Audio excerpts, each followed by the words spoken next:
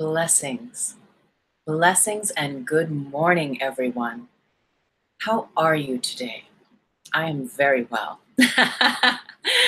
Good morning. I am Tuesday May Thomas, and this is 4D Trinity, where we bridge fourth dimensional consciousness through the unity of mind, body, and spirit. 4D, fourth dimensional consciousness, is living from the heart space. It really is, I've been thinking about this, and it really is this aspect of living your version of Christ consciousness, your version of that truth and that clarity, which is unbounded by limitations and the causation of fear. Your freedom, your sovereignty resides in your 4D life, in your 4D ability to embody and to bridge and to be in 4D.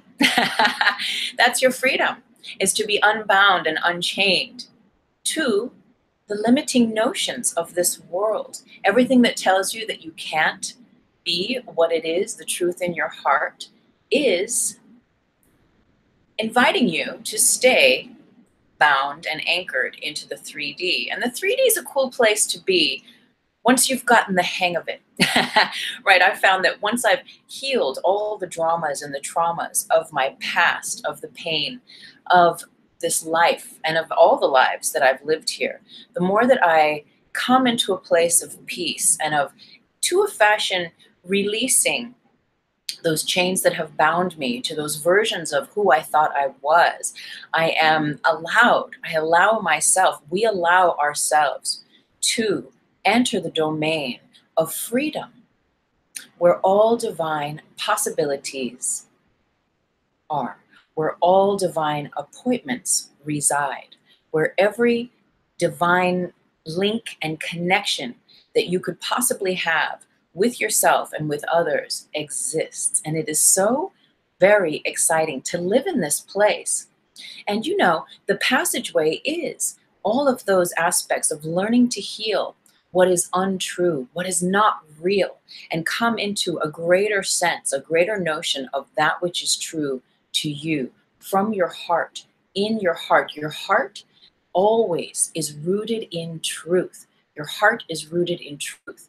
And as you boldly begin to allow yourself to live and align with that truth in your heart, you begin to live in the now, in the nowosphere, unchained by the past and relinquishing the need to have any control or fixed notion of what the future holds. You become free. You become free in the now moment, in the 4D, living from a space of your heart. And I'm so very grateful to share this space with you, this heart space, this beautiful, juicy place and space of living from our truth, of sharing these talks, these meditations, and all of this information that I've simply garnered over my life. And this is such an honor to be with you every week here on 4D Trinity, because as a teacher, as a facilitator, it is so important that we keep learning, right? That we keep learning as a student ourselves, just what it is we are teaching. And so this creates a beautiful opportunity for me to continue to come back into this gorgeous community and relearn and rethink and re-navigate and reinstate that truth that is this 4D consciousness. So I thank you so very much. And thank you all of the new subscribers. Every single time I go on to YouTube and I check in, there's more and more subscribers, there's more and more comments, there's more and more thumbs up and likes and stuff. And I'm so very grateful for all of you, for people that I don't know that are just joining on. I'm so, so very grateful. I pray and I affirm that all of the messages that I share here do serve you on your path of spiritual growth and sovereignty, your ability to be free and liberated in the now, in the truth of your heart. So today, our theme is the alchemy of suspending judgment. I've got so many notes and so much stuff that I've compiled for this little show here, and I'm so excited to share it all with you. And one of the first questions that comes to mind is this aspect of judgment versus discernment. And I've had these conversations with a lot of my students, a lot of my friends, where what's the difference, right? Isn't judging the same thing as discerning, right? And what's the difference? So the way I share about this is a judgment is going to be that perception, that projection, which is rooted in the binary system, in the duality of love versus fear. A judgment projects onto a person, place, or a thing a polarized perception of what resides.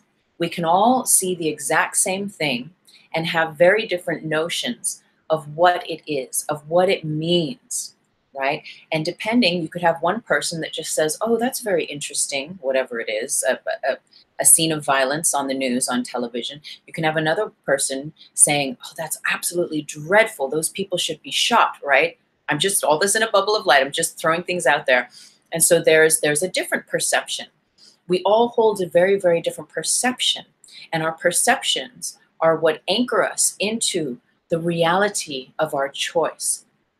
Okay, so when we judge, we are using the system of the senses. We are using the physical eyes that are rooted into this physical body as a part of our sensory capability to identify that which surrounds us and then compute through the memories, through our past experiences, through what we believe consciously, subconsciously, unconsciously, to develop and create then a notion, a judgment upon a particular person, place, or thing.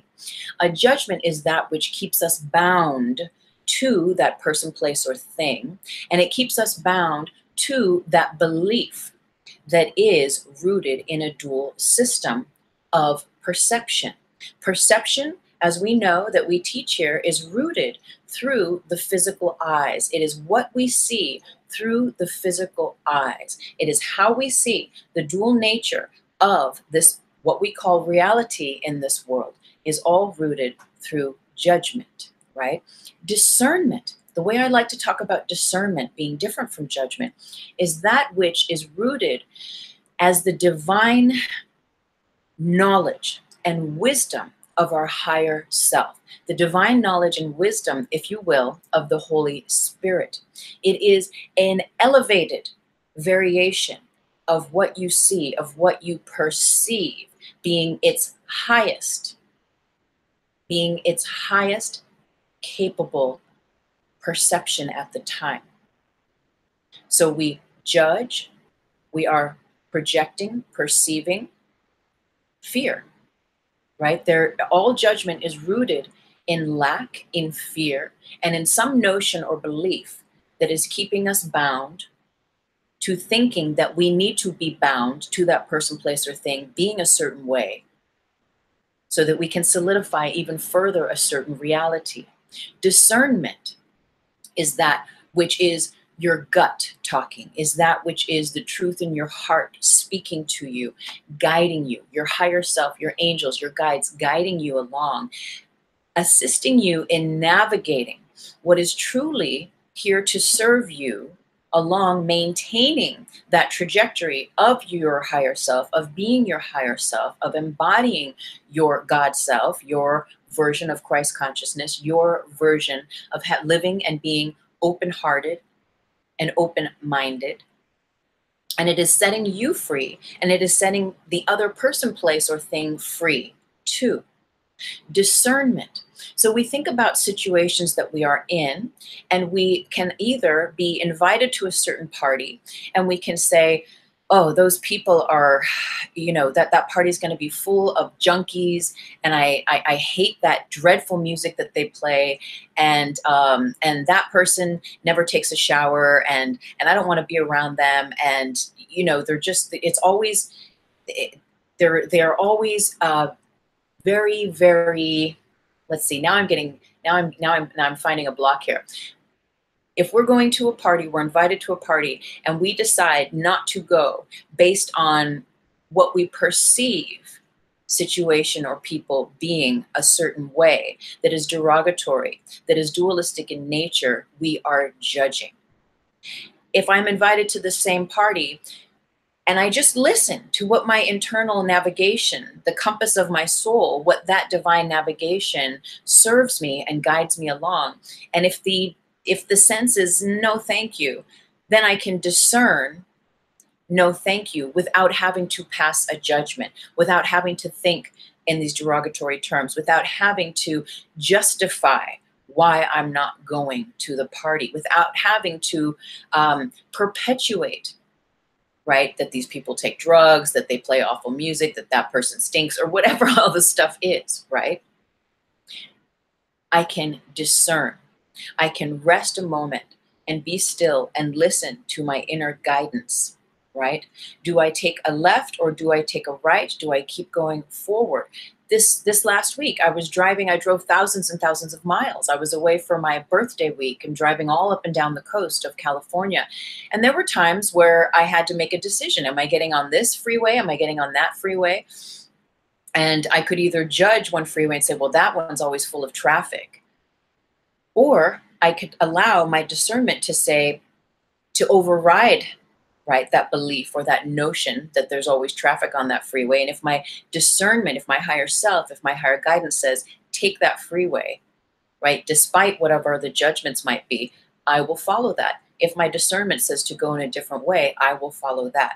And why we're talking about alchemy with this is because with every choice, with every decision that we make, whether it is deemed as a judgment or as a sense of using your ability to discern what is going to serve your path at any given moment, we are conducting the reality. We are co-creating the reality as it stands of how we are interacting with this, within this hologram of the 3D.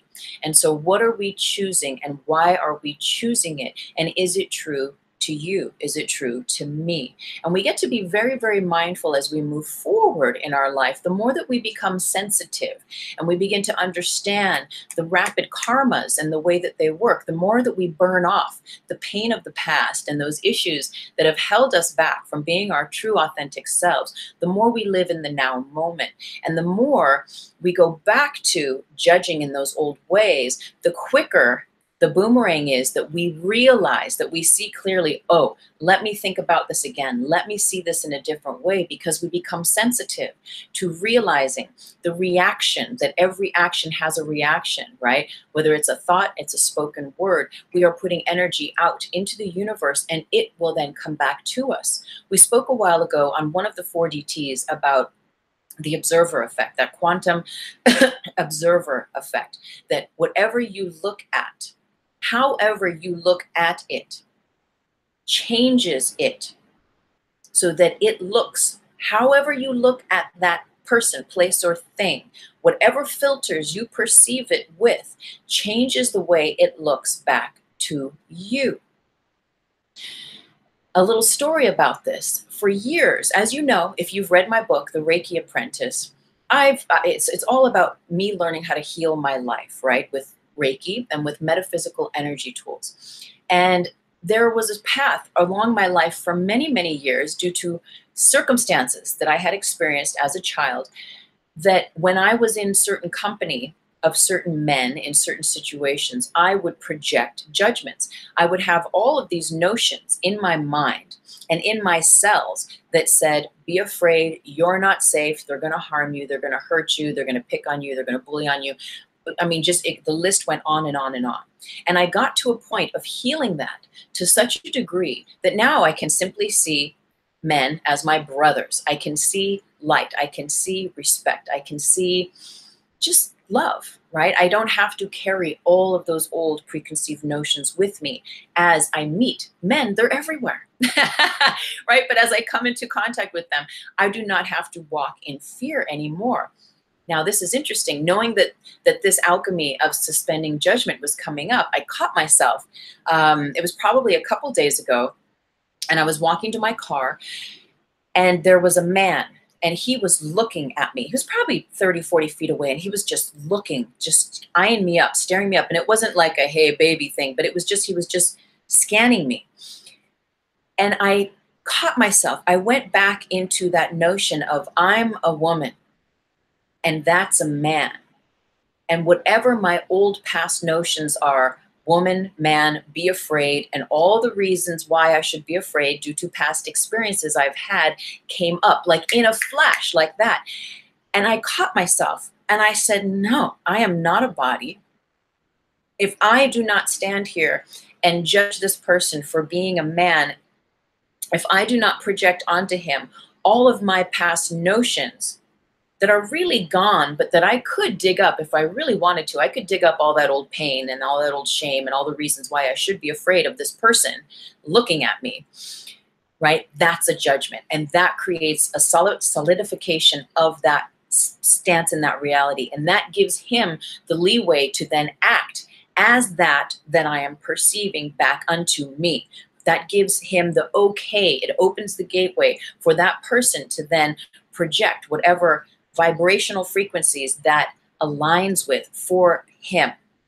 So I got to remember, wait a minute, I am not a body, and he is not all those men, and I am not that girl. I am not that little girl anymore. I am not that hurt, even young lady anymore. I am a woman right now, and besides that, I am not a body.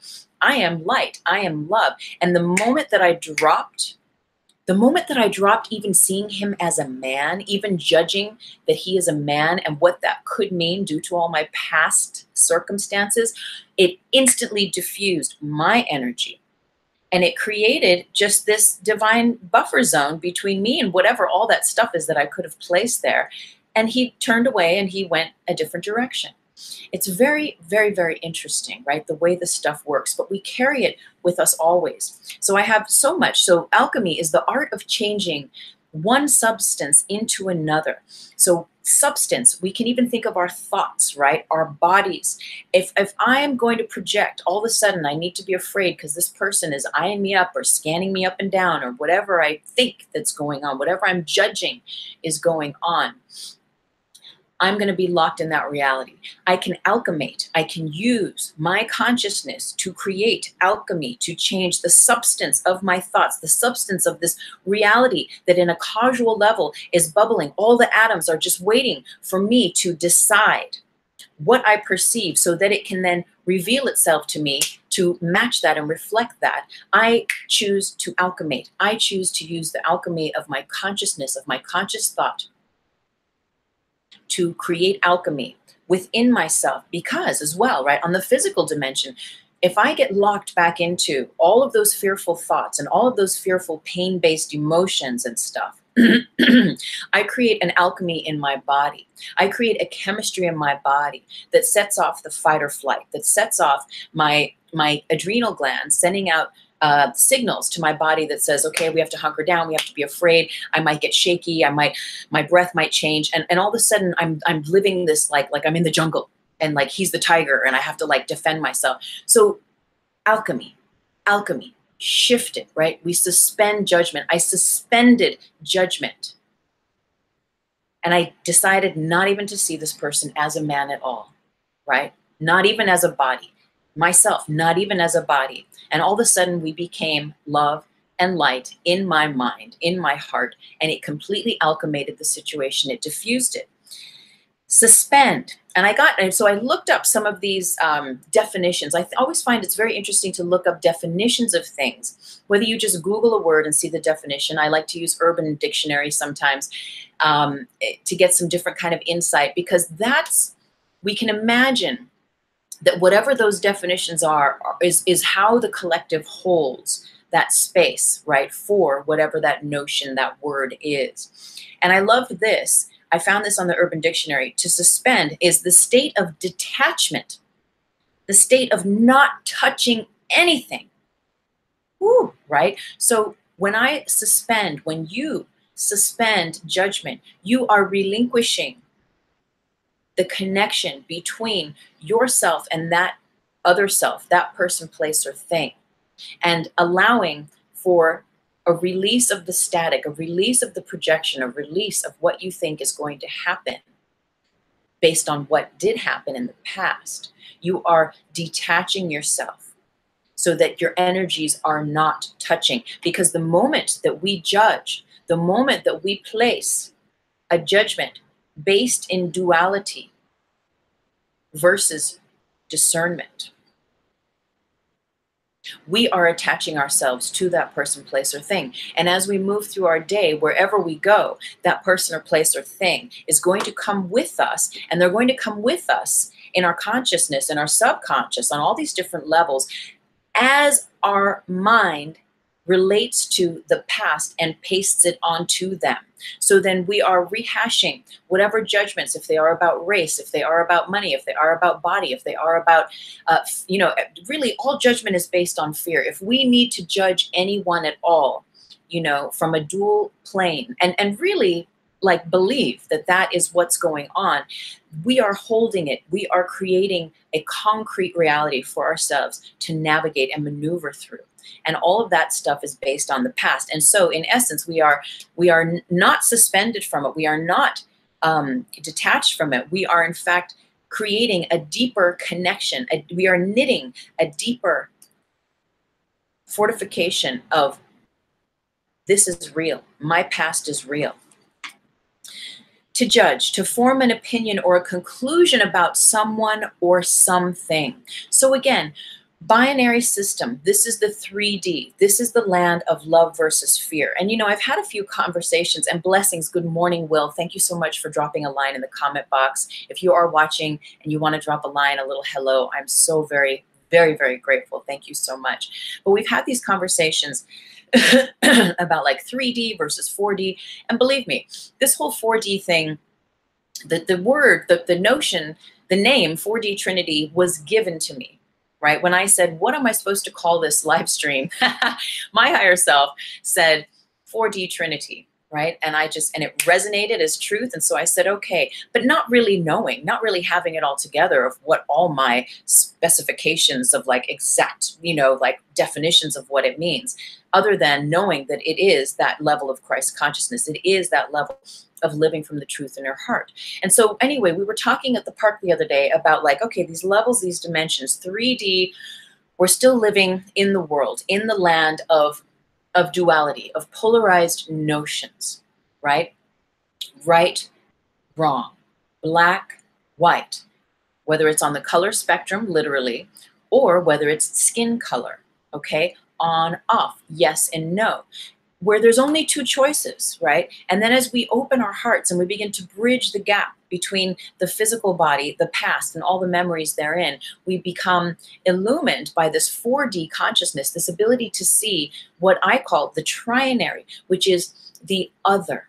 The Buddhists might say it's the middle path. It is not the left or the right. It is not the yes or the no, the right or the wrong. It is simply an alternate route that is rooted in your heart. And so just this morning, I was doing my Merkaba meditation outside before this, and I had this notion of Christ, since I've kind of opened up talking about Christ. And I'm not a scholar by any means, but there's a certain knowing, right, that this Christ consciousness is very, very powerful, and that it is definitely rooted in the heart. But we think about Christ was living 4D consciousness, was living this powerful truth from the heart, right? This ability to know that peace is the truth, to know that love is the truth, that forgiveness is a healing salve, to see beyond the veils, right? To go beyond the appearance of judging the sick or the poor, and to not even see them as that, but to see them as whole, as healed, as a son of God, if you will. And I know this is some kind of scriptural talk here that I don't usually talk, but to see them as a child of the Most High, of the source, of the love, of the light that is our eternity, right? That is that which is the all-loving, all-knowing, all-seeing divinity of all. So where am I going with this? Where am I going with this? Oh, yes, thank you. Thank you, Will. I heard you, psychic buddy. Okay, so we're in the park and we're talking about this. And this morning I'm thinking, okay, here this is. Because there's 5D, there's 6D, 7D, and the Ds just keep going on. As long as we keep making them up, they'll just keep being here. It's whatever we want. So we can imagine that Christ is this 4D, was this 4D human being living in the 3D. Christ was living 4D consciousness in the 3D. He was bridging heaven and earth. He was bringing to this world, transforming it, alchemating the world, the duality of the world alchemating it into the heaven on earth reality. by his very consciousness. So we can imagine that, yes, we can live in the 4D because we carry it with us. It is always within us. Yet we are still bodies here on this earth experiencing potential 3D realities. I mean, our cars, our bills, our bodies, these are very 3D things that for while we're here, we get to meet them. We get to feed the body, right? To integrate, like a sense of grounding, a sense of putting the earth into this earthly being. And so having these roots here on this earth, being able to identify other bodies, being able to discern, negotiate, navigate, etc. So we can have this 4D consciousness and live in the 3D. That's in fact what we're doing. If you're here, if you're watching this, this is what I'm going to allow and invite, that perhaps this is what you are experiencing, a sense, a notion of this living bravely, courageously from your heart center, beginning to live from a space of faith, no matter what it looks like, he, she, it looks like, going beyond the dual lenses of what we've been taught and learned in this 3D reality of good, bad, right, and wrong. We are going through the veils and we are choosing love. We are choosing to place love. Through our perception, we are choosing the highest level of perception, and in turn, alchemating our dualistic, the ability where at any moment we could slip back into fear. We are choosing love. And through choosing that love, we are raising the vibration. We are exciting the atoms that are a part of this universe. And so co-creating the reality, we are placing love ahead of ourselves. And so co-creating the framework, the filters for all else that comes to us through our day-to-day experiences to meet us there at that vibration of love. And even if what meets us there seems to be not holding that vibration of love, it doesn't mean we have to slip and go back into a space of non-love. We can, in fact, be that always. So we can imagine that 4D consciousness is this place of living from the truth in our heart. And as we ascend, and what I'm feeling, what I'm getting is that this 5D is a level of experience where that is beyond the dualistic nature, where we have, and I believe we all have these experiences where it's flow, it's absolute synchronicity. We get to experience 4D as a bridgeway to going into that gateway of the 5D, where there is no more polarization, where there is no more judgment, right? No more limitations on love. And this is where miracles happen. When we create the correct conditions through our thoughts, through our words, that come from a space of knowledge, that come from a space of knowing, that is on a level, a higher plane of using perception, then we come into a space that is unshakable. As long as we are perceiving, we can learn to exercise our ability to perceive and to alchemate, to suspend our judgment, and so create a different condition and connection with whatever it is. Yet as we learn to then trust that perception of the Most High, it turns into a knowledge that is based in faith, right? That goes beyond reason. So even though it doesn't look like it's kind, it's friendly, it's welcoming, I'm going to place love there. Unless my higher self says, don't be there, go a different way, which that's our intuition, that's our discernment, our inner compass guidance system. But if my divine discernment is saying, stay there and practice non-judgment, practice suspending judgment, practice alchemating, right? This very moment, then what I get to do is practice seeing with eyes of love. I get to practice knowing that my vision is based in love and rooted in love. And no matter what it is that looks like what it seems to be around myself, there is always a finer, higher plane of existence that is love and only love. And that is faith.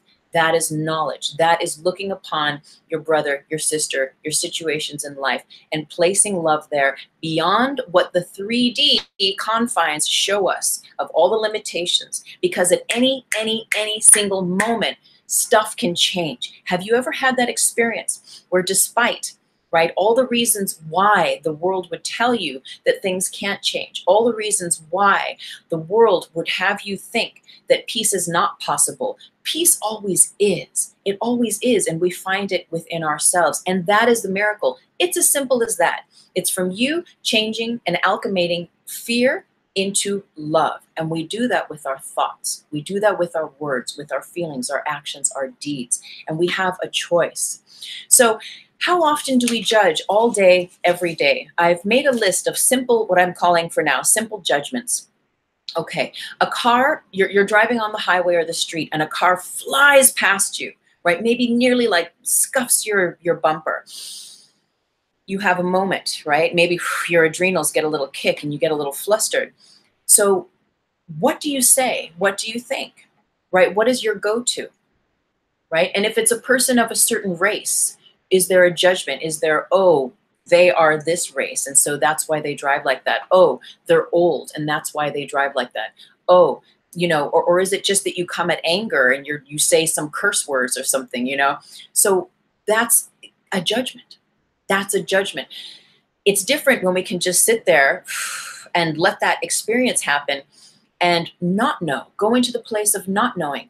Maybe they really are in an emergency situation. We don't know what's going on for everyone else's specific individualized reality of what their experience is. And so if I place myself again in perceiving and activating a judgment on that person, place, or thing, then I am creating the correct conditions for that thing to be set in stone like Jello to happen to me over and over again, because I am deciding, I am decreeing that that is why that person did that, because all old people drive like that, or all people of a certain race drive like that, or there's fuckers on the road and it's a dangerous place to be, and there's crazy people driving, and I'm not safe here on the road. Okay. What happens when you see a person in a wheelchair, right? In a wheelchair, first of all, is there a judgment that happens? What kind of a judgment is it, right? Are you afraid, right?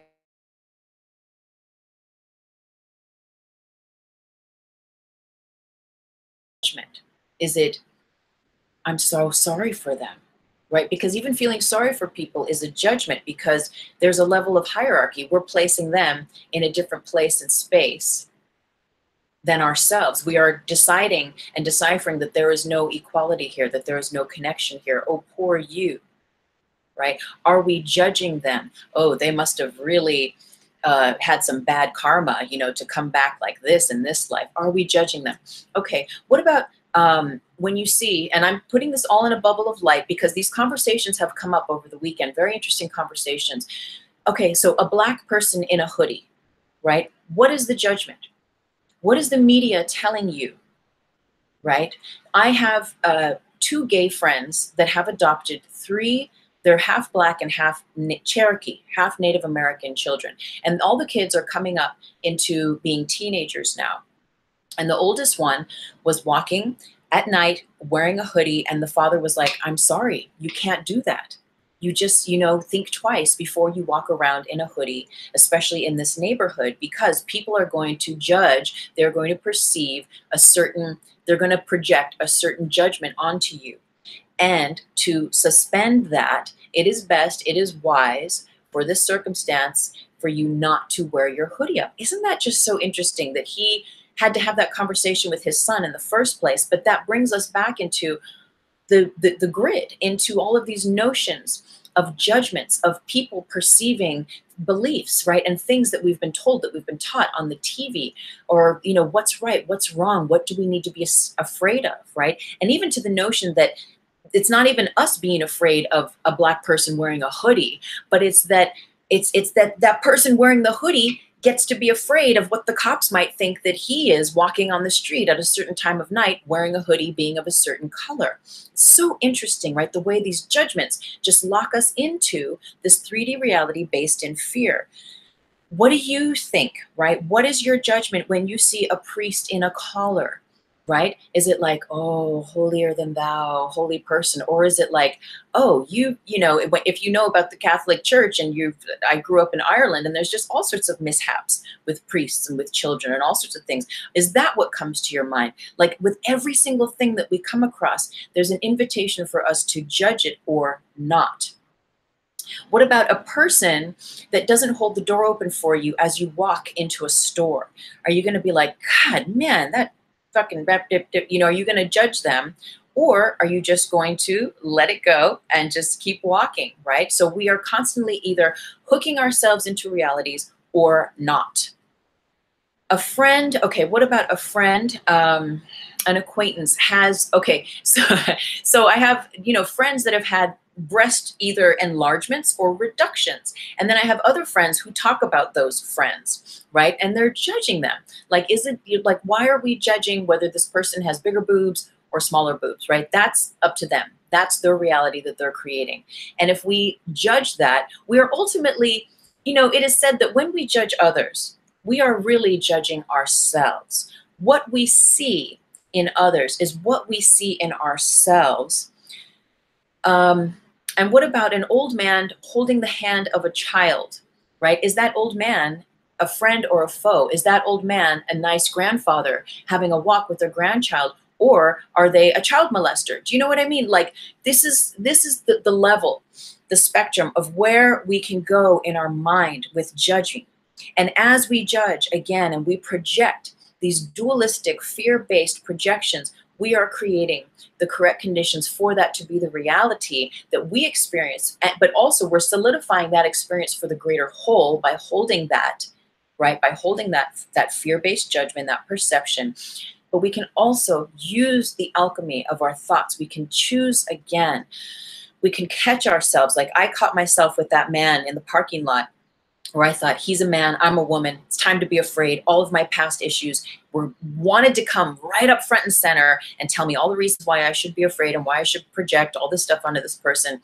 No, drop it, instantly alchemate, choose to see love, choose to see light, and instantly the situation was diffused. Now, I'm not saying every situation is going to be like that, but we create the potential for love to rule, for love to reign. The more that we have those experiences, the more that we decide from ourselves to choose those experiences. So judgments are memories, right? They are based on the past. They are what make up the grids, and they're all definitions. They're all definitions of any word, any culture, any race, whatever it is, it's all definitions. So what did your parents say to you about race, about money, about different nationalities, about sex, about work, about the world? It's a safe place. It's a place to be feared. About politics, religion, and God. What of those currently color your perception so that as you go out into the world, you are basing your judgment over that which resides based on what you've been told by your parents, your family, the people that brought you up, the news, the media, etc. Can you find the truth in your heart and learn to navigate and discern from what is true to you and move from a space that is based in your heart? So how have you been judged? Right? And we've all been judged. Well, I'm not going to project that, but I know for myself in having these conversations with many, many people, that it seems like this thing that we are taught to do. We are taught to judge others. We are taught to judge people, places, things, right? And it's said as a means to keep us safe, right? That it's almost like they're blurring, like I feel that the way we've been taught about it is blurring the lines between judgment and discernment. Because if you really listen to your discernment, listen to your higher self, and allow that to guide your path, that will always keep you safe. It will always keep you en route and in the divine space and time that is in alignment with your perfection. Blessings! Christine is here. Blessings, sister. Thank you so much for dropping a line in the comment box. So I know for me, I've been judged. It's so funny because as you read my book, The Reiki Apprentice, you know that I've had experiences sexually with men and with women. ironic enough, there was a period of my life where I was dating a man. I won't keep his name. Christine, you remember him though from New York, and he had long hair and he was very effeminate. And I remember walking down the street with him, holding hands, and a car would drive by and the guy would say, lesbians, you know, like out the window. And it was so funny because even though deep inside there was a part of me that knows that bisexual nature, that knows that, you know, dual realm of exploring sexuality, I was with a guy. And it's just that he had long hair, that this person placed a judgment, right? And called us both lesbians when in fact I was am a woman, and that person that I was with at the time was a man. It was pretty interesting. Right. So, okay, for years I had dreadlocks.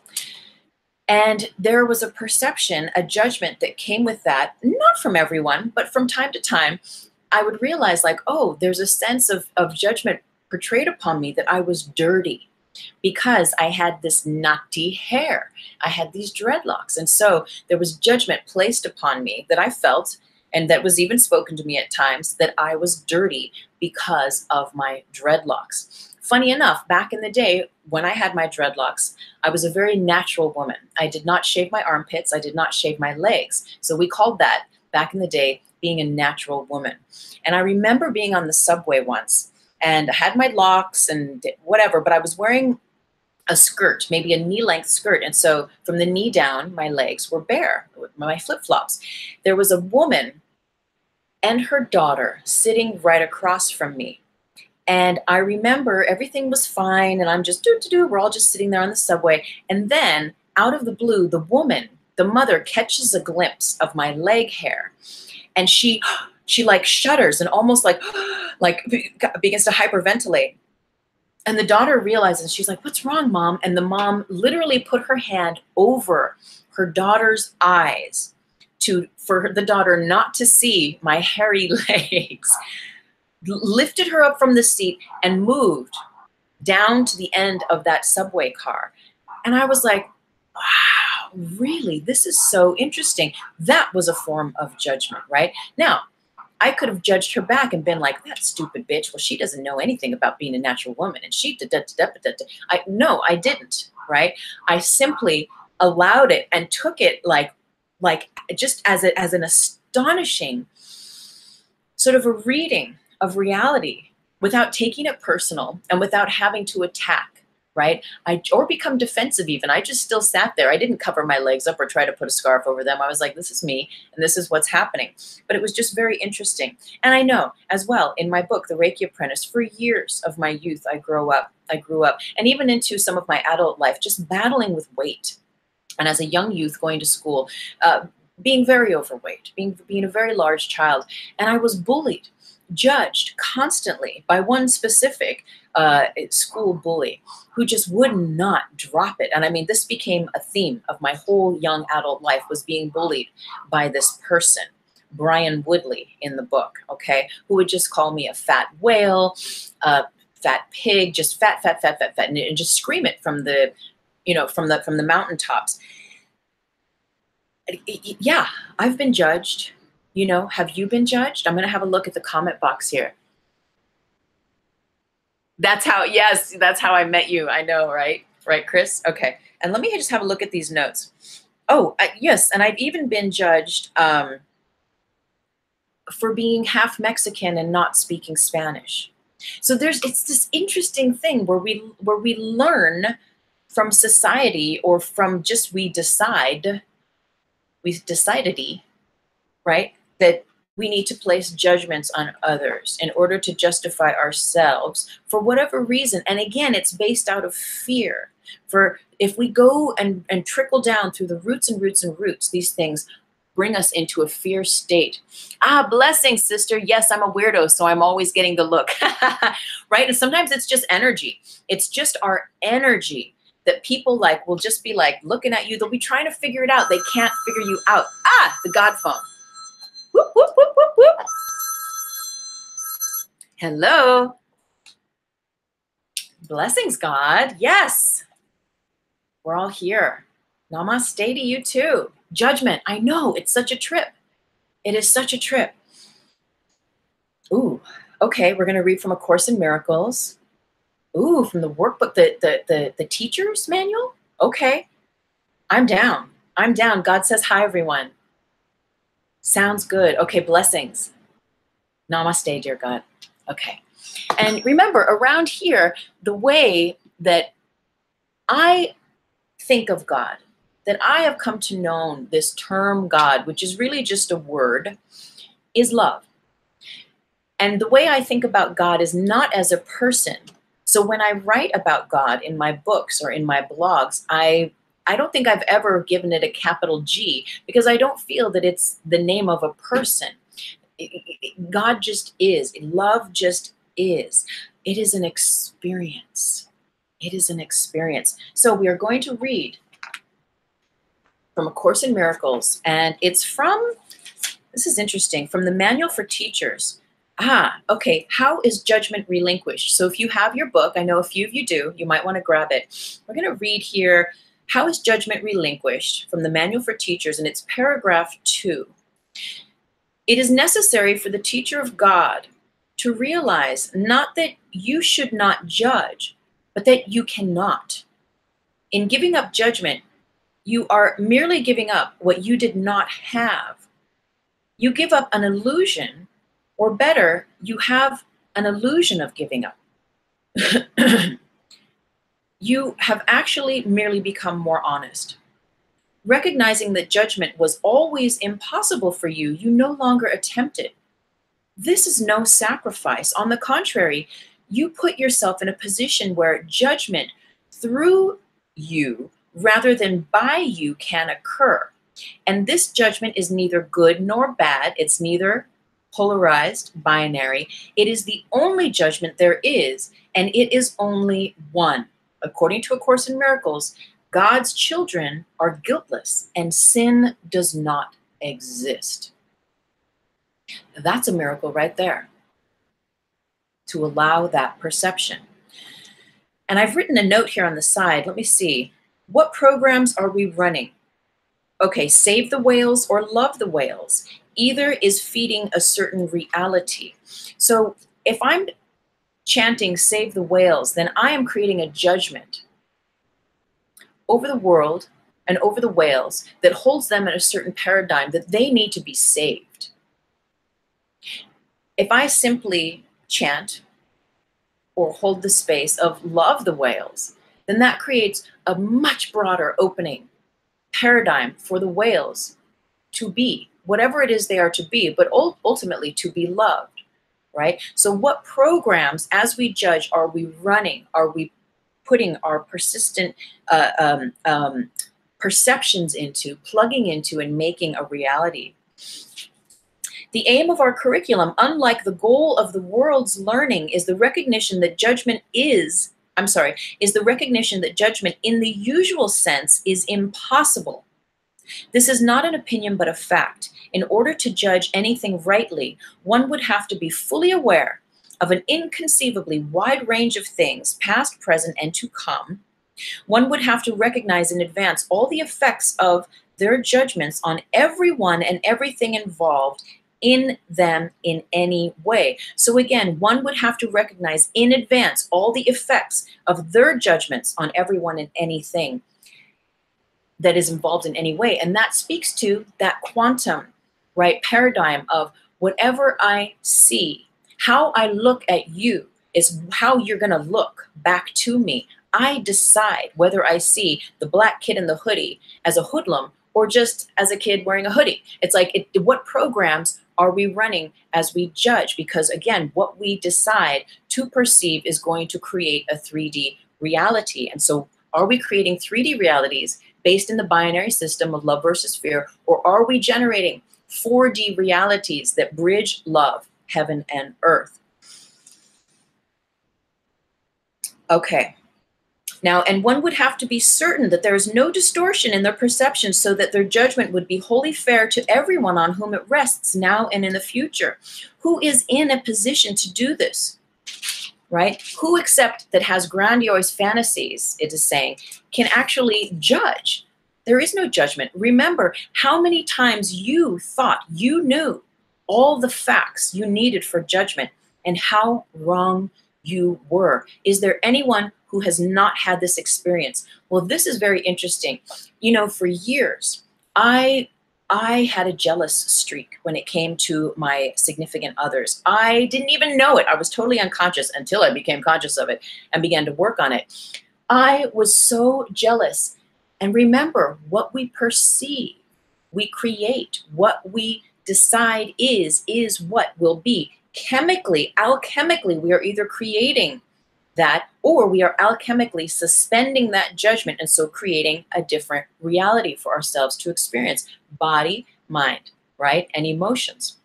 And I remember this jealousy was just, it just ate me up inside. And thank God I'm no longer in that limited place of being. But I remember, right, I wear glasses sometimes, right, as you know, to see small things. And when someone holds up a phone and they do this, I'm like, oh, let me put my glasses on so I can, like see what you're showing me.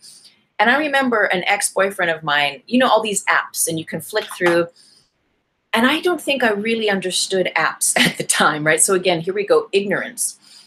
And I remember every time he would open up his phone, there'd be like these little pictures on the screen. And again, I wasn't aware of these apps, right? For as long as I could, I had a flip phone. I was not into this whole thing. And of course, now I love Instagram, but I'm very mindful and cautious of how much time I spend on that device for my own good, for my own reasons. Anyway, flicking through it, I kept always noticing there was this little square with this woman's profile, this woman's picture. And I'm thinking, like, who is that lady on his phone? Every time he opens it up, there's like, and he scans through it, I can see there's this picture of this girl, and jealousy, judging him, judging this girl, judging whatever, just judging and creating these confines of that I'm not safe. This boyfriend that I trust is totally two-timing me with this picture of this other girl, whatever all my fantasies, right? And these limiting notions were activated through me thinking what I saw, through me deciding to perceive what I saw as a threat, right? From this root of jealousy. Come to find out that as time went on, and I remember we were doing something, he says, oh, let's do this. I have this app for where you change, there's apps for everything where you change the lighting, you can do a double screen thing or whatever. And don't you know, that was the little picture that when you pressed it, took you into that app, and it just happened to have a picture of a girl's face on it. That was the thing. And here I am getting all flustered, all jealous, and in my mind, creating all these judgmental realities and alchemating all these reasons why I couldn't trust this guy. What's going on? He has this picture of this girl because I didn't have my glasses on, and here I am projecting. Okay, so number one. Number two, a different guy I went out with. Still, right? Jealous. We'd be hanging out. Say we'd be at the coffee shop, and every time the door would open, he would look up and he'd look and he'd scan who it was, and then his attention would come back. And that used to annoy me anyway, because I'd feel like, why can't you just pay attention to me, right? Okay. Besides that, what I came to know is, and because of course, because my filters were all about jealousy and him potentially checking out other chicks and whatever all this stuff was, is that anytime that would happen, of course, from my reality, what would it be when the door would open, someone would walk in, it would be an attractive woman. So it would justify, right, what's going on here? What is he doing here right in front of me? Later, it came up and we had to talk about it. And don't you know that he had been shot in the eye? And this I knew, but I never put it together. He had actually been shot in the eye. He has a glass eye. And he's just blind in one eye, can see in the other eye. And it's the PTSD that he still goes through. Every time there's a quick door opening, there's a sudden move or a sudden shift in a room, he would look, and because of his own experience of being shot in the actual eyeball. And so here I am going like, meh, meh, like that's totally me again, deciding all these things about this situation. And then when I have that information from him coming honestly, and I put all the pieces together, I realize, and I see all the past experiences, I see how I've made situations up through my judgment. I've actually alchemated in me these judging frequencies and these realities for me to be afraid of, for me to have limitations by. God phone, yes, okay. So, okay, so there's a little bit more here. Is there anyone who has not had this experience, right? So like that, with my experiences of thinking what I'm seeing is something, I'm judging it, right? How do we do that? How do you do that in your everyday life? Would you know how many times you merely thought you were right without ever realizing you were wrong?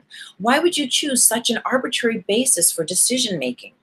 Wisdom is not judgment, it is the relinquishment of judgment. Wisdom is not judgment, it is the relinquishment of judgment.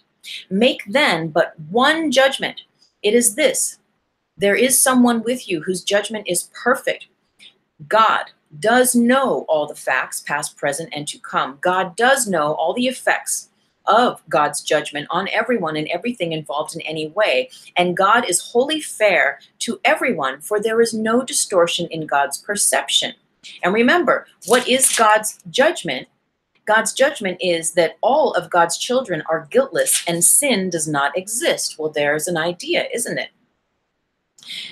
Final paragraph. Therefore, lay judgment down, not with regret, but with a sigh of gratitude. Now, are you free of a burden so great that you could merely stagger and fall down beneath it? And it was all illusion, nothing more. Now, can the teacher of God rise up unburdened and walk lightly on? Whew! Yet it is not only this that is your benefit. Your sense of care is gone, for you have none. Now, I think this is very interesting. You know, and a lot of this stuff you have to read between the lines or take a paragraph and meditate on it. Sometimes you get it just like that. Perhaps you do. But I like this. Your sense of care, when you lay judgment down and you allow wisdom to guide, your sense of care is gone. And I found myself, and I know, Will, we've had these conversations. I've come across this before where I will, you know, someone will say something about some like drastic seeming world situation about blah, blah, blah, blah, blah, right? Whatever it is. And they'll say, well, what do you think? And my instinct, right, the words that I hear in the mind are, I don't care, I don't care, I don't care. And it's not like I don't care, like blow up the whole world, fuck civilization. You know, it's not coming from that point. And as I kept hearing myself say, I don't care, and I kind of wanted to say, I don't care, I knew there was an elevated way to express that. And this is what this is saying. Your sense of care is gone, right? What I have now identified is a beautiful way for me to say these things, to say I don't care. And what really is the truthful metaphysics of it is I have no mind about it. I do not spend my time thinking about these world situations, I mean, and if you do, I'm not judging that, right? But for me personally, I don't spend time thinking about certain, you know, the woes of the world. I just don't. I don't care, but it's not that I don't have compassion or heart in thinking about, you know, people in dire situations and circumstances, right? We know there's enough of that in the world for us to cry for days and years about all this stuff. Yet I don't have any mind about it. I am not expending and connecting to the grids universally about this. I don't entertain, I don't walk with the mind about that. I walk with no judgment of it. So you have given it away. You've given your judgments away. You gave yourself to God, whose judgment you can now trust instead of your own. You give yourself to a greater wisdom, right? The higher self, the navigation system of the Holy Spirit, that which walks with you, that is which is always within you. Now you make no mistakes because your guide is sure. And where you came to judge, you now come to bless. Where now you laugh, you used to weep. I mean, phenomenal. I pray you get it. I pray you understand. And even if it's just a little bit, I mean, it's so incredible. When we drop judgment, when we suspend judgment, we are creating the alchemy of the Most High. This is turning lead into gold. Okay. Ward got me a Course in Miracles for Christmas. Ah, blessings. Oh, Chris, I think you're going to really, really dig it. that book really saved my life at a very traumatic time. And I go back to it quite regularly. I think I was a consistent student. I was getting into my 4th year this year, after every single day reading the lessons, reading the text, going to group studies, and now it's fully integrated, I feel, for whatever level it is supposed to be for me for now at this point of my life walk path. And now, as I'm guided, I dip in, and obviously it's guided to be a part of our talks here. And it's rooted in some very, very practical aspects that is a mind training. You are training your mind. When you're a student of A Course in Miracles, you are training your mind to choose love over fear. And that's really the simple thing. It is a mind training. Now, I did want to say something. You know, I don't watch much television, much news, really at all. And you might laugh, but what I love is I love watching The View. I love Whoopi Goldberg. I love Joy Behar. I love the mixture of those women and their conversation. And honestly, that's, if I get news on a 3D level, that's like how I know about whatever's going on, right? And there's also obviously a lot of cultural, racial issues that they bring up besides politics and such. And there's this ongoing theme, right? That if you watch The View or if you watch the news, that we're becoming aware of, that that Black people are people are calling 911 because Black people are having a barbecue in the park, or they're walking out of an Airbnb that they rented, or whatever these things. But there's this interesting thing that's happening, right? Where it's like we're seeing, right, people sort of like tattletale on other people and call the cops. I mean, 911, right? For benign reasons, okay? And we're learning on a way, I'm not going to say we, but there is a teaching in that can go many different ways. That is that this is okay to call the cops for benign reasons on people of a certain color, right? For whatever reason that you deem that you can do that.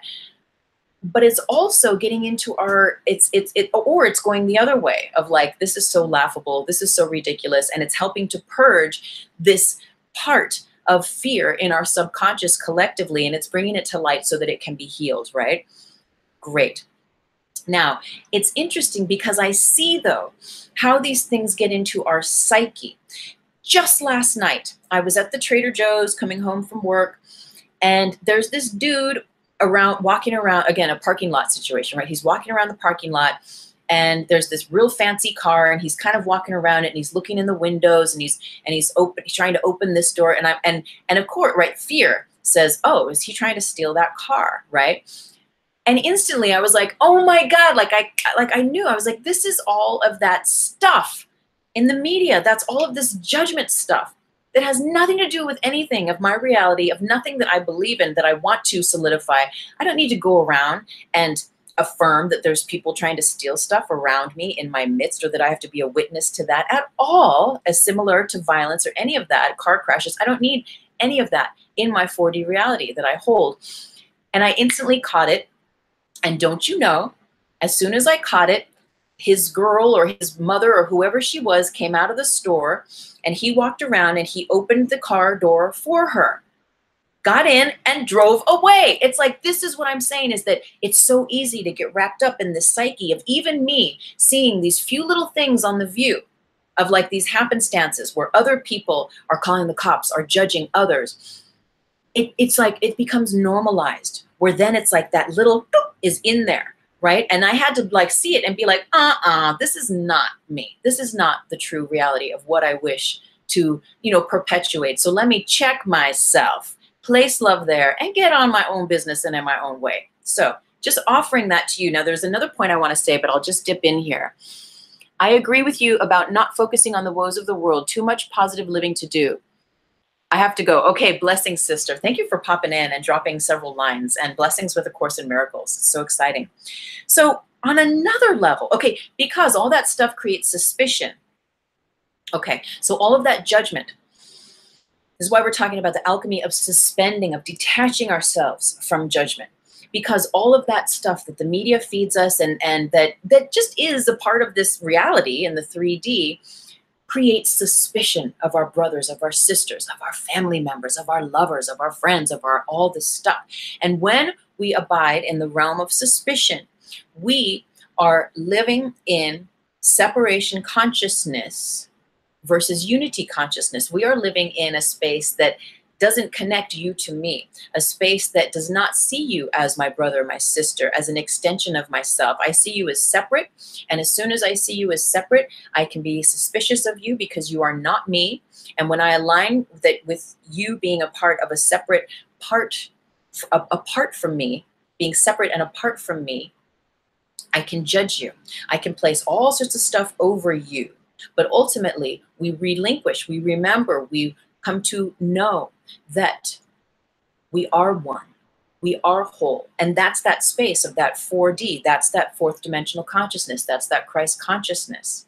And what I see outside of myself, ultimately I'm placing within myself. I am choosing as a reality. So I can alchemically suspend my judgment, detach my words, thoughts, and deeds from you, from people, places, and things, right? And choose love, choose light. And again, that's not to say that we are not listening to the divine inherent navigation system of our discernment, right? The discernment is the wisdom, is the voice for God, is your higher self that is rooted in keeping you in the right place at the right time, always and in all ways. So again, if I'm in a situation and my guidance says, whether there's black kids in hoodies or not, if my interior guidance system says, turn around. Okay, so this happened to me in East LA. So I spent most of my life as a youth. My grandmother grew up or lived in East LA for many, many years. And I grew up visiting her, staying with her, you know, for many years as a youth. And there was a great Mexican culture there. So I hadn't been there in years and years and years. And I remember this was probably 3 years ago. I'm in the car driving on the highway and I'm like, I'm on the 10 and I'm like, City Terrace Drive. Yeah, let me pull over and see if I can find that old building where I totally remember riding my roller skates and going down the street and and all this stuff where I used to live with grandma. So I find the street and I'm like, oh my God, this is so amazing. And I'm looking and all these memories coming back, but I can't figure out how to get back on the freeway. So I take a turn and I go down this street. And there's a bundle, I don't want to say a gang because I don't know, right? But there was a bundle, a bunch of dudes hanging out, Hispanic, Mexican dudes. Now, I could have judged that and been like, ooh, gangbangers, oh shit, freaking out. But I'll tell you what did happen is that as I'm driving and knowing that I don't know where I am or where I need to go to get back on the freeway, my discernment said, turn around now. And it didn't say it with fear, and it didn't give me like this whole thing, and it kept me from judging these people or that anything bad. It doesn't matter if they're in a gang or not or whatever. I don't need to judge it. I can suspend the judgment, alchemate it, and listen to my discernment, which simply said, turn around now. Turn around now. I listened to that and I turned around, and I don't know what could or couldn't have happened. Yet this is what I'm saying is that there's a difference between residing in a place of projecting fear and judgment on others, people's places, situations, and things, versus listening to the wisdom of your higher self, of the voice for God, of that Holy Spirit, of that divine that's always guiding you to be in the right place at the right time. I do not need to judge them. I don't need to, project that something bad is going to happen to me if I stop and ask for directions. If my higher self said, pull over and ask those dudes for directions, I would have done that. It's just, but I don't need to judge the situation based on a color, based on a race, based on a culture. It's every situation unto itself. And the more that we release the gravity of the grids of fear consciousness, the less we have those situations where it becomes a thing of like, oh, something feels let me pause here. What am I supposed to do? Something feels like there isn't even a word for it. It's just like I'm being guided to pay attention here. So let me not judge and make a decision from that. Let me pay attention and listen to my internal guidance system and go from there. So with this, I know I'm talking, and I don't usually talk about race and all this stuff, and it's not really my my thing. I don't know why, but I guess it's going to be for the next 2 seconds, because there's someone that I know and that I love very, very, very deeply. And in a bubble, triple bubble of Christ light, because I love you, and I'm not going to say your name, but I've noticed on the social media, and I'm not on Facebook, I'm on the Instagram, and of course here the YouTube, but I've noticed on some of the posts that there's this interesting triple Christ light bubble, bubble of love and light. I mean, is this racism? So my friend is Latino, is a Latino gay, undocumented citizen, going to school, very, very intelligent and very beautiful. But there's been twice that they have posted about white people, stupid ass white people. And I'm thinking, well, wait a minute.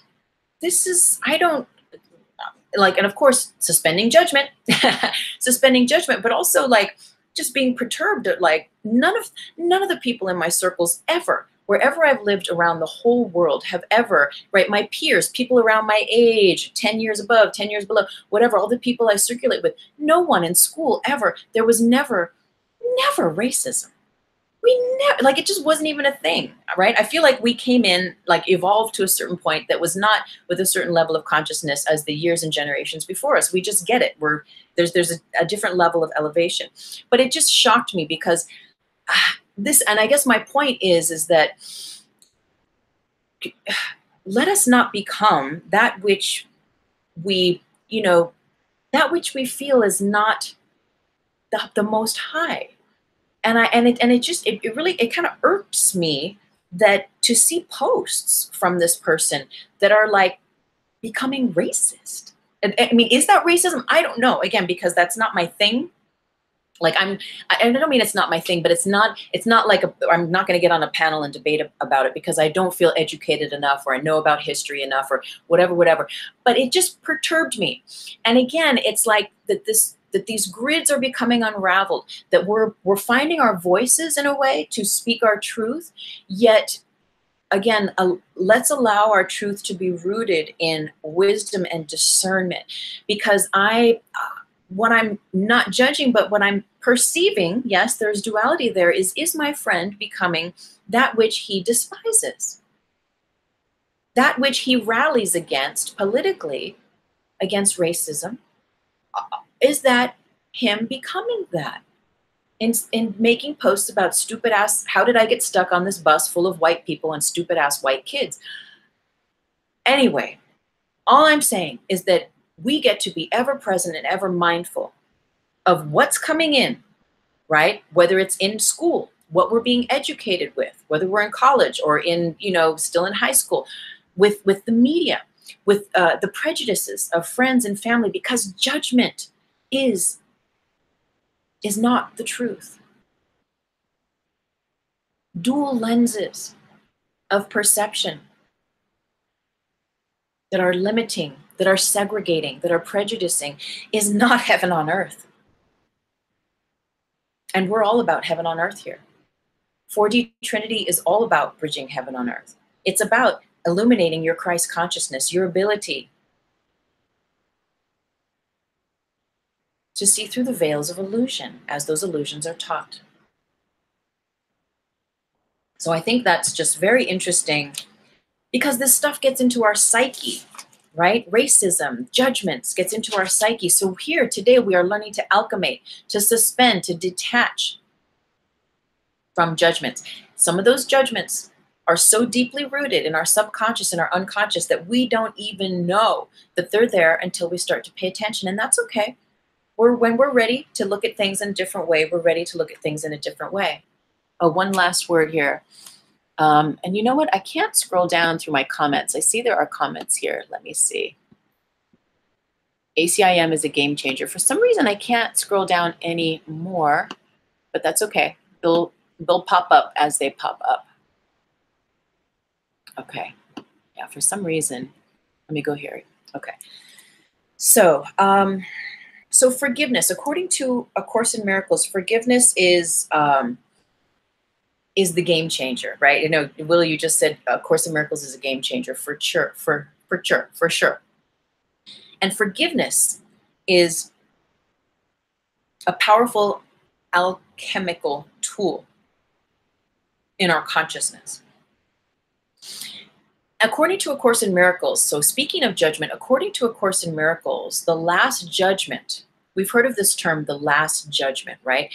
And again, I would not be at this point in my life, perhaps if I spent more time studying or was really just channeling like purely 100 million %, and Tuesday was not in the room, but a higher entity was perhaps channeling through, then I might sit on a panel and debate about this stuff. But I'm not saying I know everything. I am one voice. I'm coming from whatever my experience is, to my knowledge. And please correct me if you know, tell me in the comment box. To my knowledge, according to the religious sects, I believe it's Catholic and Christian, although again, I could be wrong. The last judgment speaks to you die, you go to the pearly gates, and they basically are like, look at all the good you did, look at all the bad you did. And if you did a bad more than the good, if you've ever sinned at all, you're not getting into heaven, you're going to hell. That's what I think is generally, metaphorically, what the last judgment is about, right? And so there's a lot of fear, right, instilled in us as we live to not sin. First of all, that they believe that sin is real. And A Course in Miracles is like, honey, sin is a part of the world, and the world is all illusion. So no, sin does not exist. The thing I love about A Course in Miracles is that it says that the last judgment is the moment you stop judging. That is the last judgment. Whew. I dig that, man. I remember the first time I really got that, I was like, wow, this is incredible. When I stop, when I just drop it, right? When I suspend judgment, I'm creating alchemy. I'm choosing love over fear, love over the past, unlimited potential of the Most High versus limiting notions of fear-based memory and collective happenings and definitions. I am allowing the energy to alchemate. I am dropping judgment. So the last judgment is the moment that you drop judgment. When you do that, the entire world changes into a very different place. It begins to become that heaven on earth reality. In my teachings, what I'm beginning to learn and teach and share and meditate on is that the world is the 3D. The world, duality, dual lenses. The earth is 4D. The earth is when we start understanding this place, this planet that we live on, as being a living entity with its own consciousness, with its own energy grids and blueprints and memories, and a conversation we can have with her, with it, whatever you call the earth. But I feel that they're very different planes of existing. So I just wanted to drop that in because the last judgment is so powerful when you stop judging, right? And the old religious notions are all based on guilt, and A Course in Miracles is the absolute opposite of that. The Course in Miracles says you are not guilty, you have never been guilty, sin doesn't even exist. Yet, while you're in a body, and before you get to that point, as you use your perceptual lenses, your physical eyes to see the binary system of the dualistic realities, love versus fear, and there's always this dual thing that you're seeing from, that's what keeps you locked into the world, into the illusion, into that.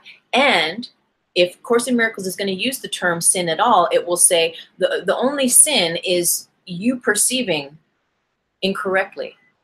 The moment that you use your perception on the highest level, it becomes a knowing. You begin to train yourself to see love where you would have seen a threat, something to defend yourself in the past. You begin to see love. You begin to see light in your brother, your sister, in the situations surrounding you.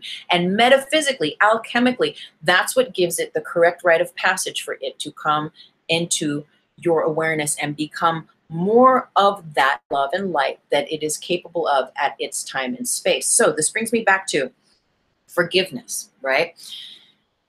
So in learning A Course in Miracles, I know someone who has had devastating things, right, happen to her, odd things, right, sexual weird things from her father as a child. Her father is mentally ill. as well. And so there were a handful of very odd things, right, that happened to her as a child that she's using Course in Miracles to learn to heal. And I remember her saying to our teacher, like, you mean A Course in Miracles is saying that it's all illusion, and that in fact it never even happened? And our teacher is like, yeah, that's what A Course in Miracles would say, is that it's not even real. And she had to come to terms in herself to a whole level. She got to be invited into alchemating the suspending of judgment of her father, and of carrying that past with her, right? Wherever she went, she got to be invited into learning how to use the alchemy of forgiveness, so that she could detach herself from those judgments and, in effect, be free to be in the present moment, be free to be sovereign and unbounded by those past situations, and be unlimited then in her perceptions, that whatever that meant to her, I don't know how she carried that through, and how she saw men, how she saw fathers and daughters, whatever all those fractals could be. But her invitation was to go beyond that, and to learn how to alchemate that and forgive it, and to suspend the judgment of the past, and to realize, according to A Course in Miracles, it never even happened, because according to A Course in Miracles, anything that happens that is not of love and light is not real. It is illusion. It is 3D world vision. Interesting, right? Now, I know for myself, I had a family member that I had a lot of issues with as a child. And as I learned, right, I didn't even know that I was learning alchemy through my feelings, through my thoughts, but I learned that I needed to heal these issues so that I could be free. I knew that, physically, from holding pain in my heart, hurt, hate, shame towards this certain family member, I actually got so congested energetically in my heart center that physically I started getting pains in my chest, to the point where I even went to the doctor, and they put the little stickers and they did an EKG. I was like 16 years old or something. And I'm thinking I have this heart problem because I've all this pressing pain. The more that I realized it, that this is just this stagnant energy of me holding on. And as I learned alchemy, before I even knew that that's what I was doing, I learned to forgive. I learned to not judge this person and hold them in the paradigm of what they did that hurt me in the past. As I learned to just place love there and forgive and see them in this now moment being a fresh new moment, what I started realizing is that the more that I did that, the more they were able to show up to me in my reality as this new version of them, without all that polarity attached to them. I was setting them free, and it was setting me free too. Furthermore, when I didn't feel like doing that, and when I got back into my hurt and my pain and my shame, and projected that and judged them and hated them and held all this stuff against them, that's exactly how they'd show up to me. When they would show up in my world, they would show up being this monster, being this person that I needed to protect myself, I needed to defend myself against. And again, when I switched that, when I alchemated and I suspended the judgment, all of a sudden this very different version of them showed up to the level that they, for them, were able to show up without the monster suit, if you will. Okay, so it's just very, very interesting. We are so connected to how our realities show up for us. And so what are we connecting to? What are we not connecting to? And, the universe had me take this down. And this is just a snapshot I got from YouTube. And again, I am no prophet on the Bible. So what Jesus meant, okay, so perhaps you're aware that Jesus, at some point, I think it was the Sermon on the Mount, but several times this notion is mentioned in the Bible. Do not judge, so that you will not be judged. For in the way you judge, you will be judged. And by your standard of measure, it will be measured to you. Why do you look at the speck that is in your brother's eye, but do not notice the log that is in your own eye? Do not judge, so that you will not be judged. The moment we judge, We place that vibration, that judging vibration into our aura. And we are saying that it's okay for others to judge us because we have placed that signature set point frequency within our energy strata, right? Makes sense? You put a comment in the comment box if you want to talk about this or if it doesn't make sense. For in the way you judge, you will be judged. Again, whatever you say, whatever you decide and you judge, you put out there, you are saying it's okay for me to be judged back in that same way. You are saying it's okay for me to experience that, whether it's judged to me or I continue to see happenstances of other people judging other people, right? It's like with me, with my friend, I get to be very mindful that I don't judge his actions because that is not a reality that I choose to exist in, where people are constantly judging each other or getting into racial slurs and stuff. That's not the reality. I don't want to see that stuff on my Instagram. So I get to be mindful of navigating that I'm not judging him, but that I'm just, noticing, gathering information, but not becoming dualistic, not becoming polarized to a point within myself that I start to create those situations that I see at the park and the supermarket and stuff, right? Because we place those vibrations within us. And when we place whatever vibrations we place within us, thought, word, time and space, expand, expand had a wonderful notion that she wants me to speak on, which we'll get to here shortly. When I do that, I am saying, okay, and inviting in more of those circumstances and experiences. And by your standard of measure, it will be measured to you. So what we like attracts like. What we say, what we speak, what we judge is exactly to the measure that we express that, we will experience back to us. Again, right? The shaman experience is your environment is alive and responds to your perception of it. Always, always, always, always. You are the one. I am the one.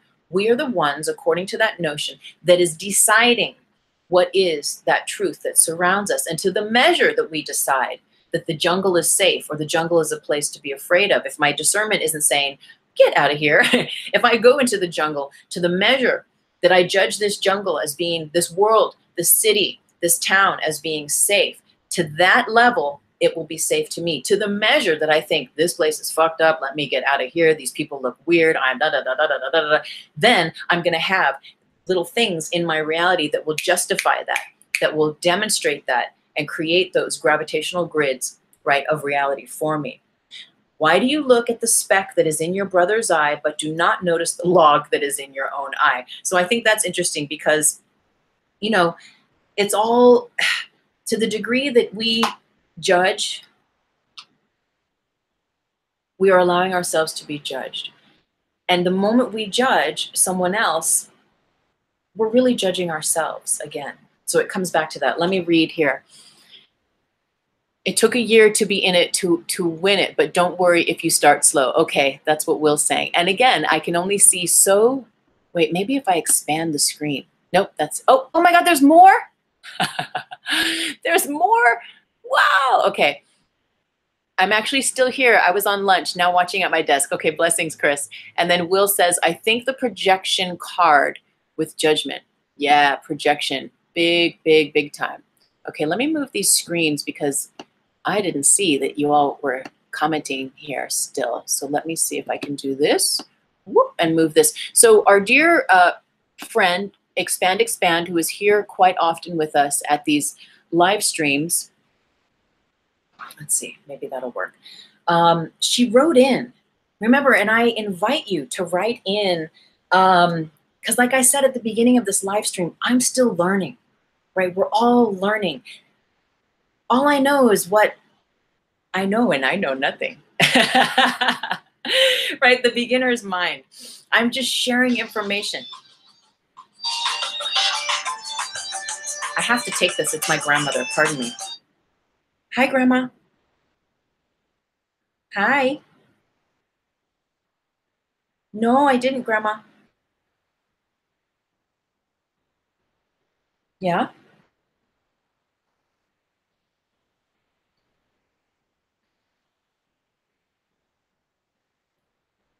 Oh, well, did you hang up?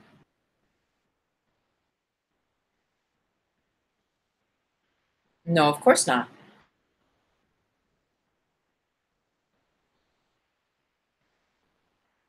No, it wasn't me, Grandma. Okay. Oh, okay. Yeah, yeah. Well, good. I think that was very smart the way you handled it, the way you asked her her name. Very smart.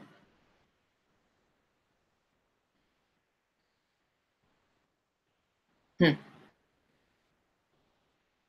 Mm-hmm. Good for you.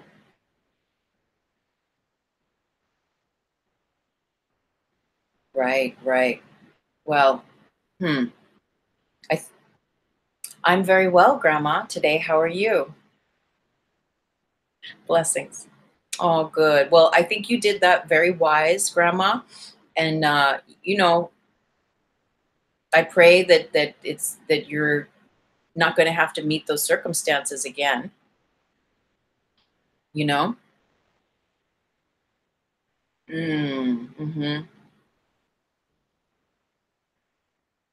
Okay. Yeah. You're welcome. You're welcome, Grandma. Okay. Thank you. God bless you too. I love you. Bye bye.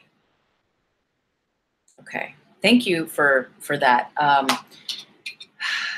In a bubble of Christ light, Grandma is going to be 93 this year, and she's gotten a few odd scam kind of phone calls. And a girl had just called her saying, "This is your granddaughter, Grandma. Don't you want to talk to your granddaughter?" And my grandma's so smart and so sharp. Grandma's like, "And what's your name, granddaughter?" And the girl hung up. So I'm like, "You go, girl." Grandma's like sharp. So anyway, perhaps a message machine is in Grandma's future. I know we talked about that before. So anyway, thank you for pausing with me a moment. And she said, "Thank you for picking up." She really needed that reassurance that it wasn't me doing something weird or whatever all the possibilities could be. So, okay, where were we? We were, let me see. Oh, yes. Okay. So, as I was saying, I invite you to write in my email, my contacts. All of my stuff is down below in the show more box. My email is there.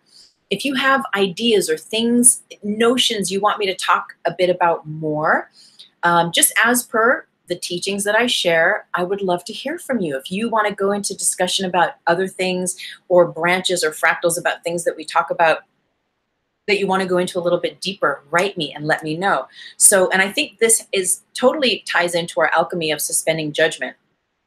Um, so expand wrote me, and it was just last night. It was perfect. And now, I get to find it. So pardon me one moment here. Okay. And it's about time and space. Okay. She says, "This has been on my mind in rotation for a while. Why do we need to speak out loud to Source? Does Source also hear our thoughts, prayers? I pray in my head or give thanks. Then I knee jerk and say it out loud as well. Needing support for clarity. Thanks tons." So isn't that interesting, right? Thinking something and speaking something. And ultimately, what's the difference between speaking something and thinking something? So this got my wheels turning because I love these kinds of conversations, right? And I am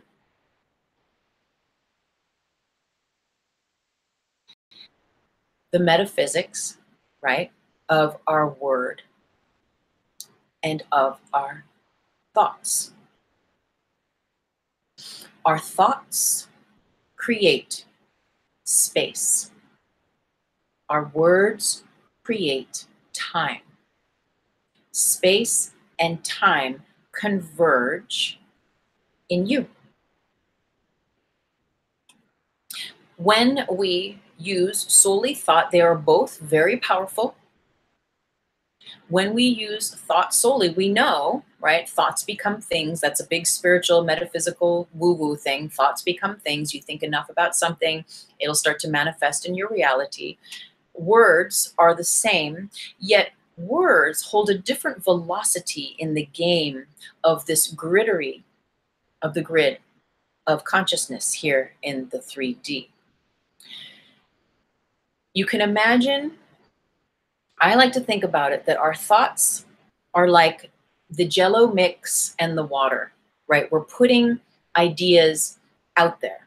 We're taking ingredients and we're thinking about them. We're putting them together. The word is putting it in the fridge and letting it set.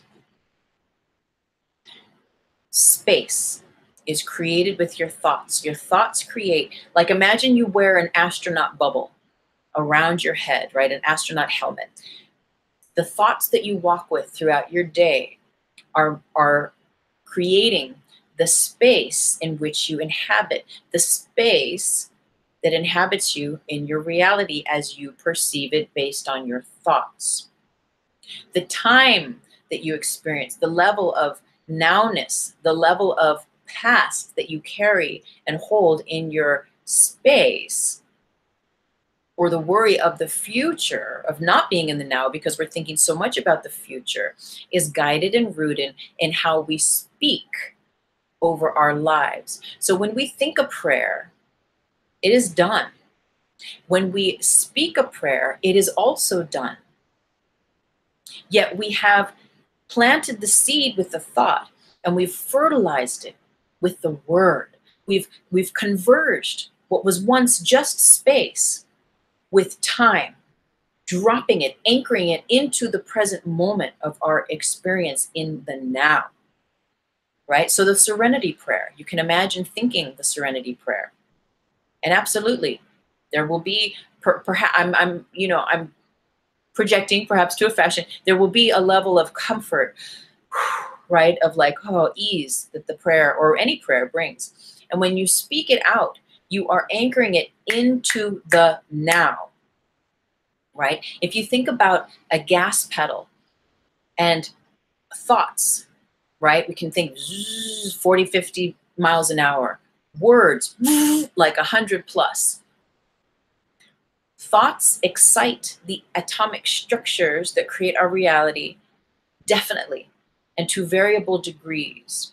Words add juice, right? They add the power, they add the wind, they add the water to those seeds to come to fruition, full force, in the highest ways in the now moment. So I did write a little note on this. Let's see. Thoughts draw the pictures. Words color the thoughts in and give them wings. Okay, so as well. So it's like when you work out, you have a greater ability to reach your goals when you have protein afterwards. Like this is just a thing, right? If you go to the gym, you work out, it's great. You're getting your cardio, you're sweating, you're working out, doing weights, and that's great. And if you go and you don't eat anything after you work out, your body is not given the correct conditions to replenish, to revitalize, to build more muscles, to create perhaps the shape you are intending, right? To build more muscle, to burn more fat, whatever it is, right? So it's like that. I'm going to think a certain thing.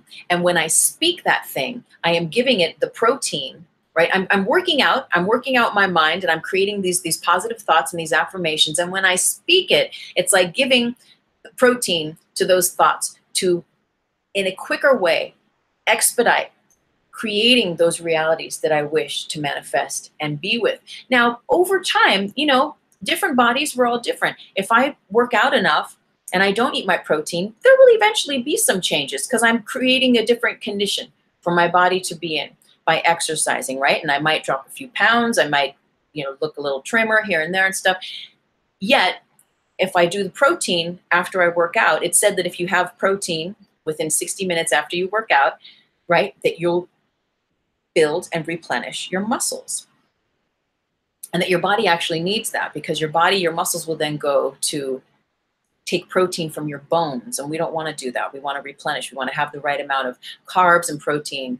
And so like that, we can match our thoughts with our words to create the correct conditions of nourishment, to fertilize, to paint the picture in all of its beautiful, vivid colors, to bring to fruition the circumstances that we feel are the most high. But of course, we do all this unattached. We suspend attachment to things coming to be in a certain way. Possibly take longer if only thoughts. Okay, this is interesting. So if we are using only thoughts to create something, we definitely are on our route to co-creation, because what about people that cannot use their voice, right? Perhaps there's people that cannot speak, right? So they have the power of thought. We all have this power. And I love what Marianne Williamson says, is that free will is the power to think whatever you want to think. But now, besides that, we take away time using the key to time by your word. The way we use our word is either binding us to the past, postponing things to the future, or rooting us in the now. So we can think a certain thing. And I love Brother Anandamoy, who has passed on now. He was a disciple of Yogananda, Paramahansa Yogananda. And he has these beautiful lectures. And with one, he's saying, and I think about it as I work towards writing the grid book, because he speaks about, you know, that thoughts do not belong to you. You can have any kind of a thought come into your mind. Again, as we're speaking about the alchemy of suspending judgment, for a moment, right, in that parking lot, in the first scenario I told you about, I was thinking that this person was a man and that I was a woman, and what, you know, static, friction, polarized duality based on my past experiences that meant for me and for my safety in that moment in time. I thought that. I can take away time.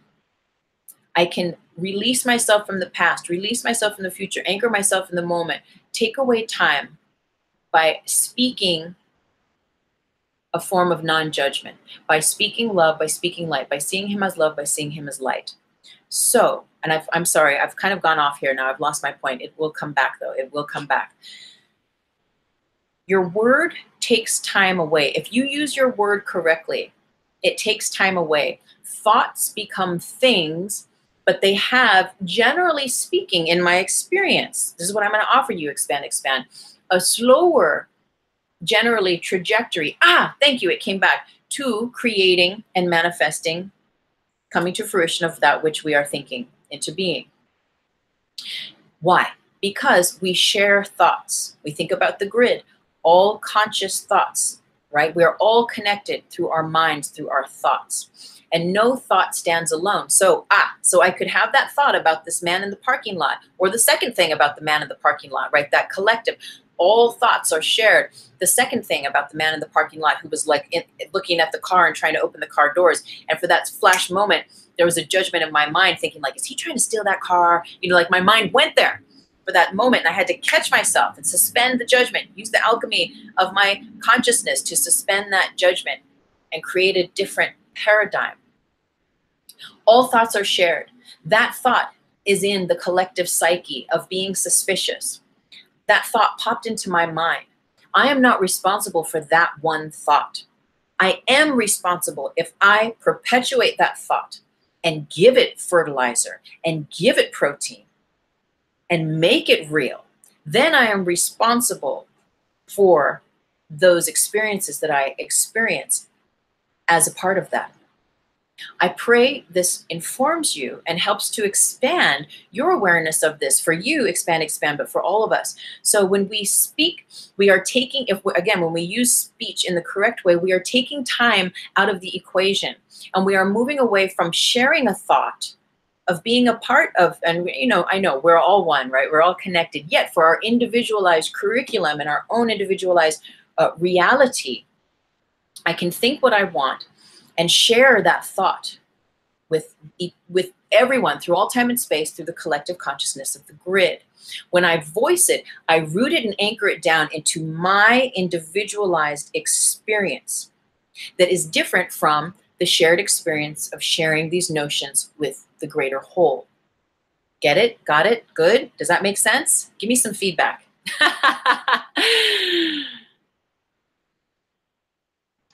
Crickets. No, I'm just kidding. It's a trip though, right? It's a trip. So detachment, alchemy of suspending judgment. And I honestly don't know meditation for us today. I'm not even sure if it's going to be a meditation day today. Perhaps we'll just do a little one. I wasn't getting anything about this today in terms of doing a meditation for the first time ever, which is very interesting. And I was even getting to do a little point of creation, but I feel like we're almost at 2 hours, and perhaps we'll do a whole series on point of creation, and maybe we'll do that next week, and then I can point back to this live stream so that we have some notions of navigating this divine experience of being alive, of this beautiful, joyful life. And see, the thing is that when all the pain and the sorrow and the fear, and maybe not even all of it, but just that tipping point when it shifts to that level where we can relax and really be in the now moment and trust and know as we look around ourselves that all is well in all of creation, and that I am love, I am light. I choose that wisdom. I choose to suspend judgment of my brothers and sisters, of the different races and cultures, of people's political views, of whatever, all the things that keep us separate. As I drop all that, I come into love. I come into 4D consciousness, into Christ consciousness. I come into divine alignment and attunement with my individualized curriculum. I love Marianne Williamson says that we all have an individualized curriculum. And that's that Dharma. That's living from the truth in your heart. That's living authentically and integrally in alignment with the truth in your heart and trusting that. And so we stop creating judgments. We stop creating karmas that we have to keep having conflicts or things that we need to keep going through these lessons and cycles. Or at least it becomes less and less and less. So we don't have to, we don't have to battle, right? Ooh, and I'm going to leave you with this thought. We're not going to meditate today. I'm going to invite you to find a sweet space today, and perhaps you've already done your morning meditation, but I'm going to invite you to do it for yourself today, to do it on your own. But I will leave you with this last thought that I had last night. You know, in my book, The Reiki Apprentice, there's a lot of this warrior, right? Being a warrior. And I know for me, in facing, it's not always easy. There's trauma, there's drama, there's violence, there's like weird, it's just weird stuff that can happen to us, right, over our lifetime. Yet we bump into our spirituality, we bump into our Buddha nature, we bump into our higher self, and we realize that a part of living peacefully is about resolving and healing those issues that have held us back, that have held us down. And with that, it's almost like we put more armor on so that we can face the battle, so we can face our tar bodies, we can face our shame, our shadows, our fears, right? We can face, even if it's only in our mind's eye or in our hearts, right? We can speak to and talk to those people that have hurt us so that we can, express what is our truth and come into our full power and authority. And it's damn frightening. And I know for me, for many years, I was a warrior. I mean, I wore my warrior shields like a queen warrior. I was just tough and rough, gentle on the inside, but tough badass on the outside. And through learning to heal my life, I went through the process of releasing the armor. And that's a challenge in itself, to not walk with all the armor of the past that I felt that I needed in the past to protect myself from the monsters of my past. As I learned to relinquish, to forgive, to forget, I believe in forgiving and forgetting, that I then had a new initiation, which was to walk in the world, to bridge heaven on earth, 4D consciousness, without that armor, without those shields, which can be a very scary thing to do in itself when you're used to having all that padding and all that protection. And my point here is that I had this revelation that we go from learning to be a warrior, right? Learning to go to battle, learning to face our shadows down, learning to stand up to the bully, whether it's in yourself or in the world around you, whatever it is. We learn that, but there's a certain point where we've relinquished, we've healed, the tipping point shifts, and we've healed enough and we've forgiven enough that you realize to live in the now moment, it's just hot and it's heavy and it's sweaty. To live with all those heavy shields, like you just can't. Vibrationally, when you're ascending vibrationally to where there's less atoms, less gravity, less grids of density of third dimensional, anchoring, that heavy armor can't go with you. So in speaking of, the alchemy of suspending judgment, I thought, oh, it's so beautiful. I feel that we go through this trajectory of learning how to be a warrior. And some of us then learn, oh God, am I going to remember? Some of us then go in way of the master, go in way of the shaman. Because, once you're a warrior, once you've learned how to be a badass motherfucker, and you've learned how to hold your space down. And sometimes it's at first with force because you just don't know how to hold that space of truth within yourself and to trust yourself and to trust love over fear, over the past, over your pains. And so you kind of find your learning curve with it. But eventually, so the master always knows deep inside how to be a warrior, but they don't have to walk anymore with those heavy shields. They don't have to walk anymore and attack and defense and laying shadows down all the time. It's like, again, the tipping point happens and then you can become, transformed into the cycle of a master, into the cycle of an alchemist, into the cycle of a shaman. That's what it is. It's from a warrior. And some of us go in the route of master. Some of us go in route of shaman. Both, perhaps. And ultimately, we get to this place of being the alchemist. That's what it is.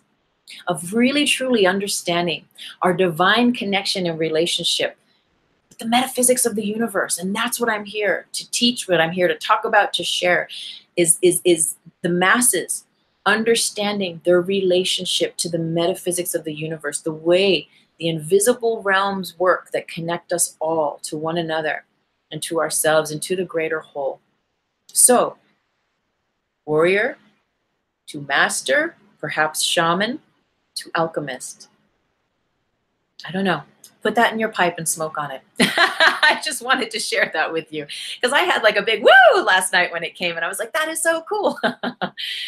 Because I don't feel that I've been walking as a warrior for a long, long time now.